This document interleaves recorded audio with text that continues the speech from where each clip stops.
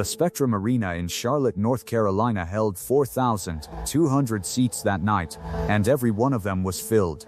It was March of 1995. The air inside smelled of canvas and chalk, and the particular kind of anticipation that only collects in a room where men who know how to hurt each other have gathered in one place.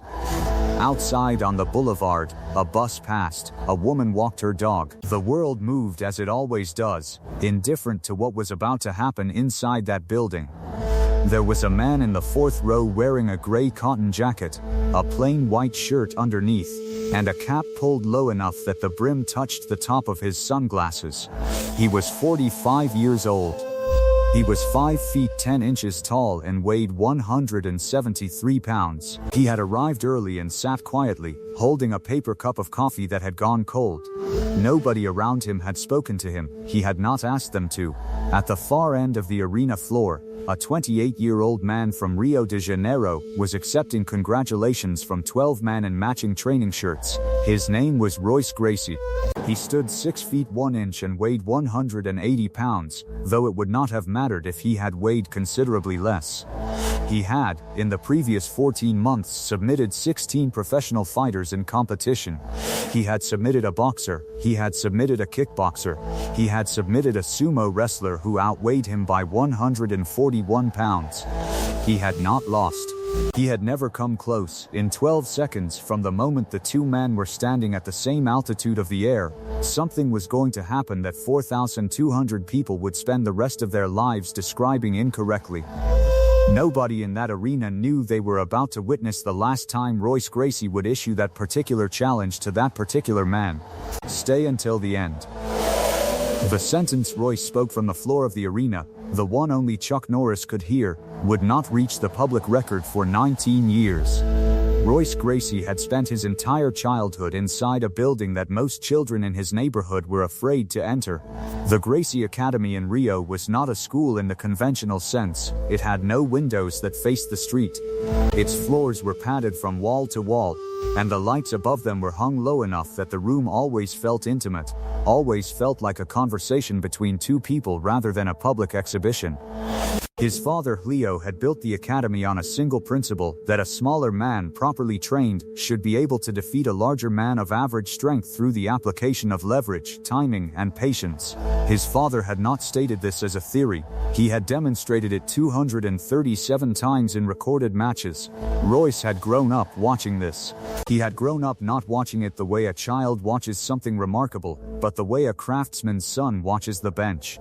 He was absorbing geometry. He was absorbing the way weight transfers from a hip, the way a man's balance abandons him 0.3 of a second before he knows it has abandoned him.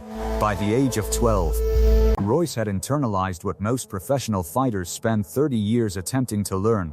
By the age of 17, he was teaching it. He arrived in the United States in November of 1993, with a purpose so specific it could have been written on an index card. He intended to put Brazilian Jiu-Jitsu in front of the largest possible audience and demonstrate, without ambiguity, that it was not a regional curiosity. It was a complete system. It was, in his private assessment, the most effective method of unarmed combat that had ever been organized into a teachable form. He was not wrong. The tournament he had come to Charlotte to participate in was the third of its kind in the United States. Its rules were simple enough to be explained in 40 seconds. Fights ended by submission or stoppage. There were no rounds, no time limits in the early brackets, and no weight classes. Royce had requested these conditions himself. Weight classes, in his estimation, were a concession to incomplete training. A well-positioned man on the ground is not subject to the arithmetic of mass in the same way a standing man is. He had explained this publicly, in multiple interviews in the months leading up to the event. He had also, in 3 of those interviews, made a statement about striking arts that had been clipped, distributed, and discussed in gyms across the country. He had said, with the particular calm of a man describing the weather, that the stand-up combat disciplines, boxing, kickboxing, and what he carefully called the American tournament karate tradition, were effective against untrained opponents and decorative against trained ones. He was careful with his language. He did not name names, but everyone who trained understood what category he was drawing a boundary around. The comment reached Chuck Norris in a phone call from a friend in Los Angeles sometime in February of that year. Chuck had listened. He had not responded immediately. He had set the phone down, picked up his coffee, and looked out the window of his ranch for long enough that his friend on the other end of the line asked if he was still there. He was. Chuck Norris had begun his martial arts training in 1958 in Osan, South Korea, as a 20-year-old Air Force policeman. He had not walked into that first Tang Soo Do class because he was looking for a fight. He walked in because the alternative was doing nothing in the hours between his shifts, and he had never been comfortable with doing nothing. What happened inside that first year of training was not something he could have predicted or described in language that would satisfy someone who had not felt it. He simply discovered that his body understood the discipline in some structural way that went beyond technical instruction. His instructor told him at the end of his first year that he had never seen a foreigner progress that quickly. Chuck had thanked him and returned the following morning at the same time. Over the next 30 years he had earned black belts in Tang Soo Do, Brazilian Jiu-Jitsu, Judo, and Taekwondo. He had competed in point karate for a decade, won the Professional Karate Association middleweight title for 6 consecutive years, and retired from competition with a record of 183 wins and 10 losses. He had opened a chain of martial arts schools across the country that carried in their curriculum a single teaching he had arrived at through personal experience rather than received theory, that no one system was complete, and that an honest martial artist was obligated to understand the ground. He understood the ground. By March of 1995, Chuck Norris was 45 years old and 10 years removed from professional competition. He was in Charlotte because a student of his had asked him to observe the tournament and provide commentary for a privately circulated training video. He had agreed. He had driven himself, arrived before the doors opened, found a seat in the 4th row with a clear sight line to the mat, and purchased a cup of coffee from a cart near the entrance. He was sitting with his paper cup, cold now, and watching Royce Gracie work. Royce had already completed 2 matches by the time the break arrived. The second match had lasted 11 seconds. Not because Royce had been careless or fast. Because his opponent had made one choice incorrectly on the way to the ground and Royce had organized a triangle choke from that choice before the man's knees had fully settled on the mat. 11 seconds. The tournament director, a man named Gerald Park, who had run combat sports events for 22 years, had turned to the judge beside him and said nothing. He had simply placed both hands flat on the scoring table and stared at the mat. During the break, Royce was handed a towel and a microphone by a production assistant who was doing a short on-camera interview for the training video circuit. The assistant asked Royce to speak about his philosophy of the ground game for practitioners of other disciplines. Royce took the microphone with his left hand and held the towel with his right. He looked directly into the camera. He spoke in English that was precise and unhurried. He said that there was a tradition in the American martial arts tournament world of treating grappling as a secondary skill, an emergency skill, something you drilled in case a real fight went wrong. He said this was exactly backwards. He said the ground was not a contingency. The ground was where the resolution always lived, because gravity is the only force in a fight that never tires and never makes a technical error. He said the stand-up disciplines were built around avoiding a conclusion. He said he respected them as athletic practices. He said he did not regard them as complete systems of combat. Then he looked slightly past the camera, into the 4th row, in the direction of the man in the gray jacket and the low cap, and he said, without raising his voice, "If there is a man in this arena tonight who believes his standing art is sufficient, he is welcome to come to the ground and find out." He handed the microphone back. In the 4th row, Chuck Norris set his paper cup on the concrete beneath his seat. He removed his sunglasses and folded them into his jacket pocket. He removed his cap and set it on the seat beside him. He stood, If you want to see what happened when Chuck Norris reached the edge of that mat, make sure you have subscribed to this channel. And take a moment to comment below and tell us where you are watching from tonight. The crowd recognition traveled the way recognition always travels in rooms where people know what they are looking at. It did not begin as sound, it began as posture. A man in the 7th row, a former tournament competitor from Atlanta named Dennis Kwan, who had trained under one of Chuck's early students, straightened in his chair and placed his hand on the arm of the woman seated beside him without looking at her. In the 2nd row, the tournament director Gerald Park, who had not moved from his position at the scoring table, turned his head at a 20-degree angle. The production assistant holding the camera made a small adjustment. Not a technical adjustment, an instinctive one. The way a camera operator adjusts when the room tells them something is happening without using words. The recognition moved outward from those 3 points like a current across the surface of still water. By the time Chuck had descended the 6 steps from the spectator tier to the arena floor, the ambient noise of 4,200 people had dropped to a pitch that was not silence but was close to the thing that precedes it.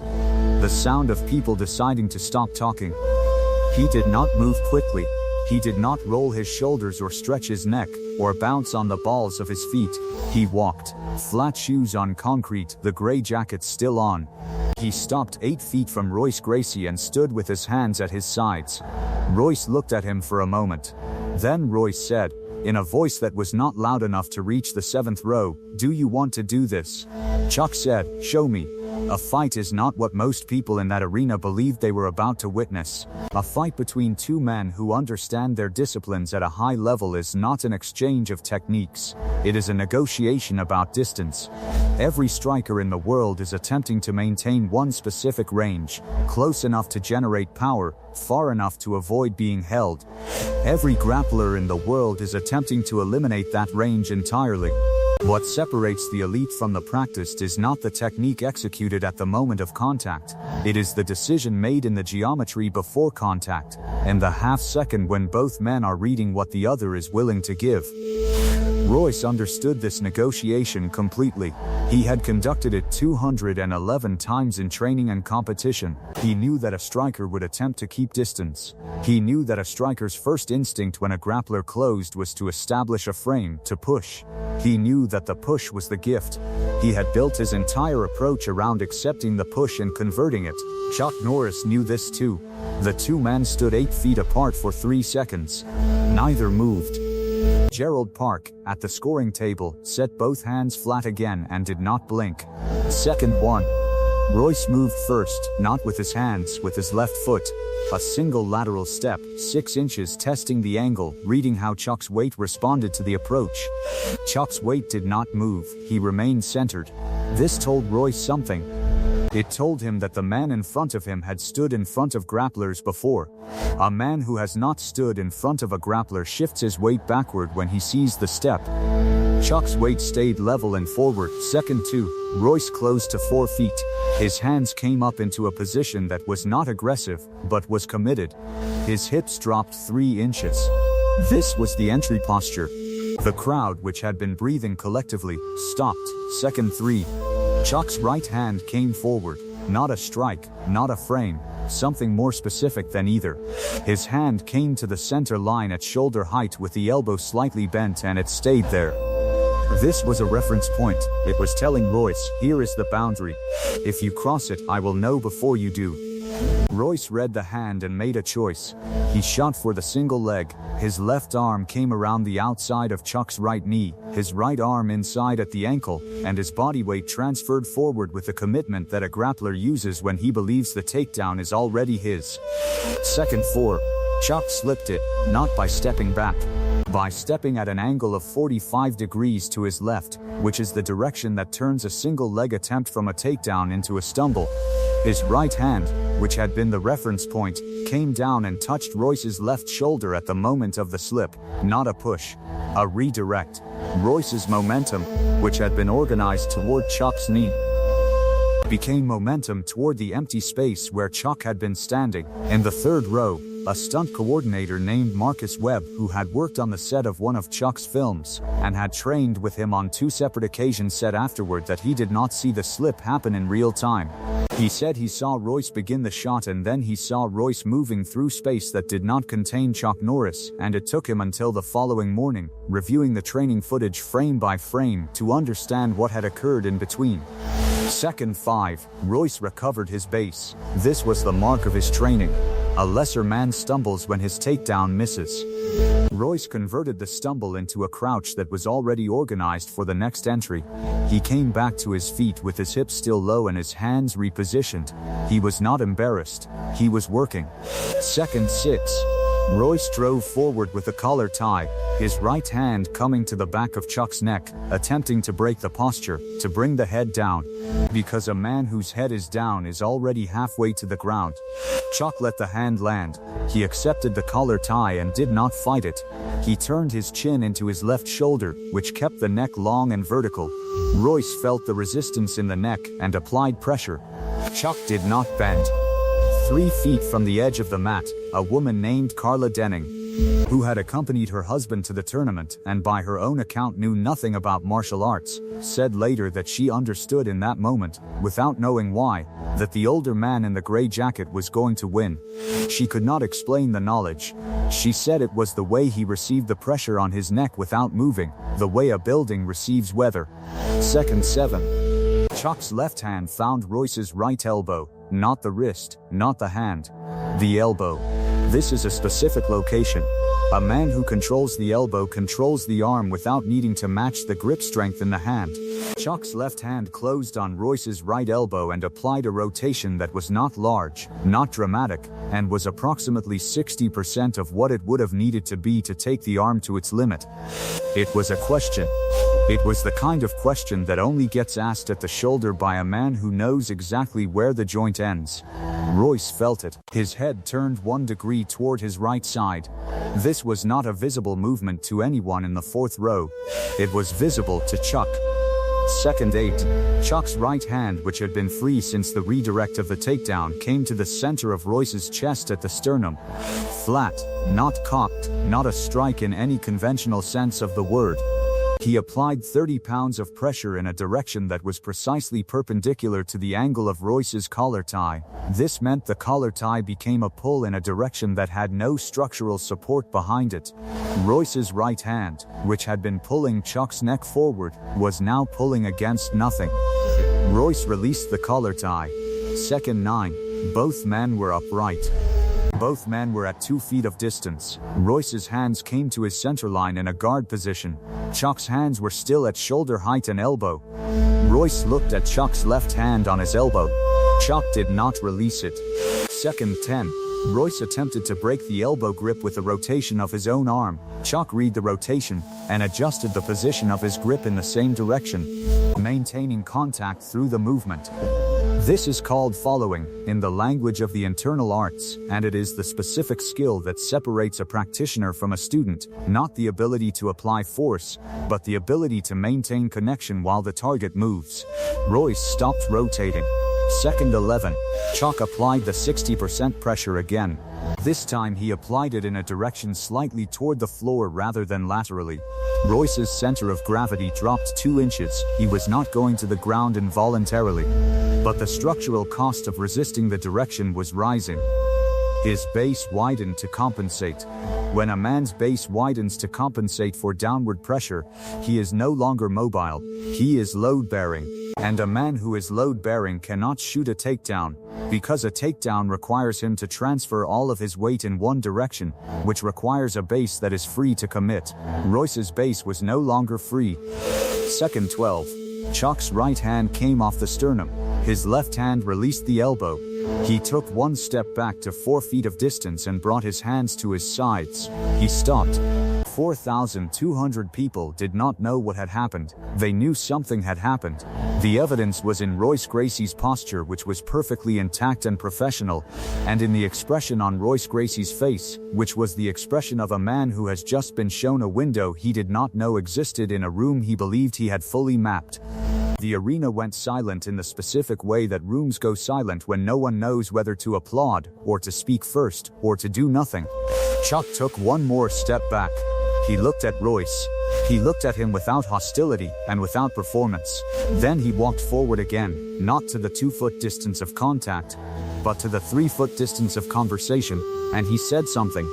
He said it quietly enough that the production assistant with the camera, who was 4 feet away, could not hear it. He said it in a tone that Gerald Park, watching from the scoring table, would describe 20 years later as the tone of a man speaking to a colleague rather than a defeated opponent.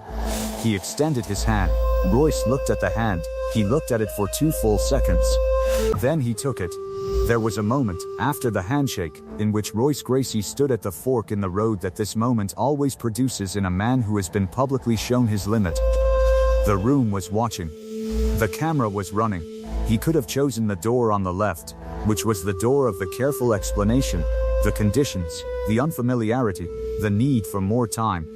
This door has been chosen before by men in this position. It is a functional door. It closes the conversation. He chose the door on the right. He turned toward the camera and said, "That man just showed me something I was not accounting for." He said it without elaboration. He said it without hedging. Then he turned back and asked Chuck if they could work together, privately.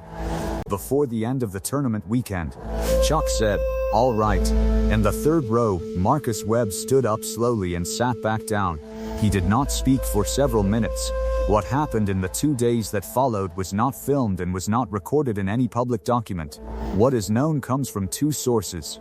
A brief passage in an interview Royce gave to a Brazilian sports magazine in 2014, and a statement Chuck made to a small group of students in his gym in Los Angeles in approximately 2017.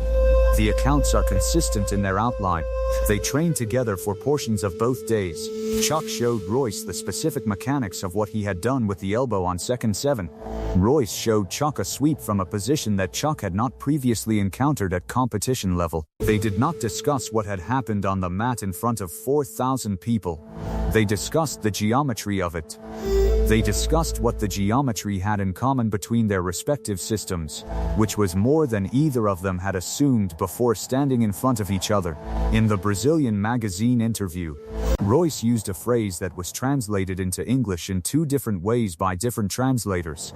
In one translation it read, "He knew things I had not expected a man of his background to know."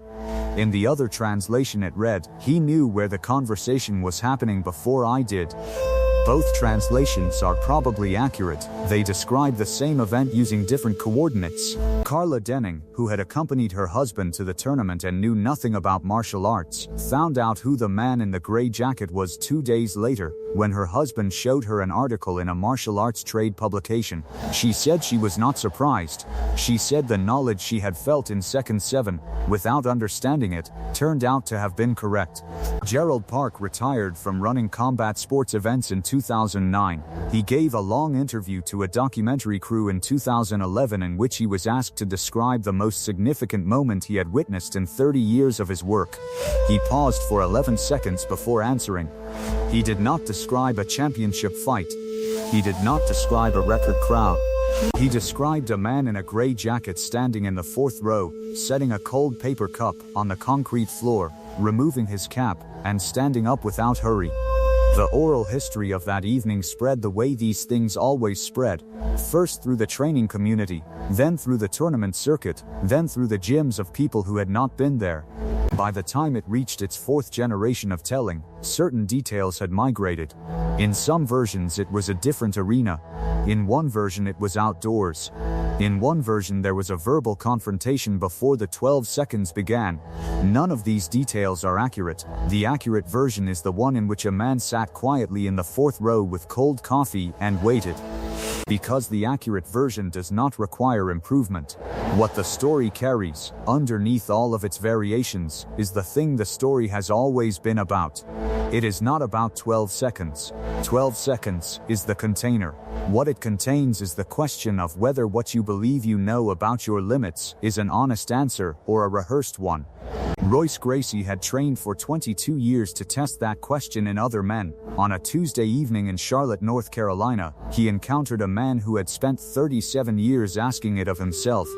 The specific courage of Chuck Norris's life is not the courage of the man who wins. It is the courage of the man who is still learning at 45, who is still showing up to the room where he might be wrong, who understands that the moment you stop being willing to be shown something is the moment your training ends, regardless of whether you continue to train.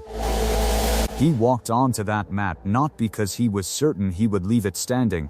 He walked onto it because he was willing to find out. A man's certainty about what he can do and what he can actually do at speed are two different instruments. The ones who improve are the ones who understand this before it is demonstrated to them. The ones who are remembered are the ones who walk back onto the mat afterward. Next week, we will tell the story of the night Bruce Lee walked into Chuck Norris's dojo and said 4 words that no one who was present would repeat in public for 40 years.